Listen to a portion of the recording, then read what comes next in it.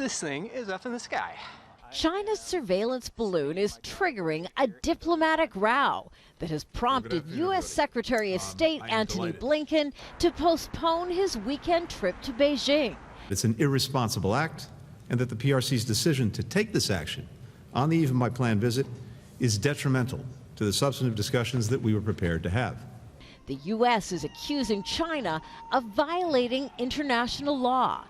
The balloon is still hovering over the skies of the United States. It was first tracked over the Aleutian Islands near Alaska and traveled through western Canada and into the U.S. state of Montana, where it was spotted near a military installation, home to some of America's nuclear missiles.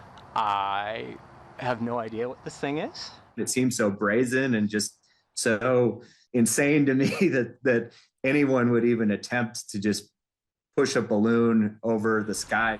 The Chinese Foreign Ministry acknowledged ownership of the balloon and expressed regret for the incident, but said it was merely collecting weather data, not intelligence.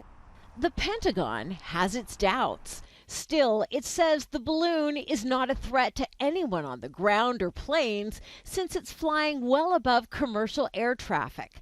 But there are questions about why the Pentagon is allowing the Chinese surveillance balloon to linger. Looking at the potential for debris and the impact on civilians on the ground or property damage. Right now, as I mentioned, we assess that it does not pose a risk to people on the ground as it currently is traversing the continental United States.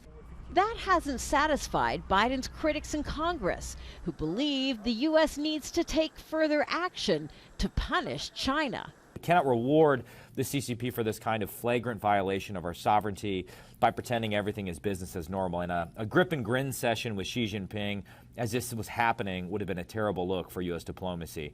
The CCP will continue to push the envelope until we push back. This isn't the first time that China has launched a spy balloon over the United States. The Pentagon says that in recent years, surveillance balloons have been spotted over Guam and Hawaii.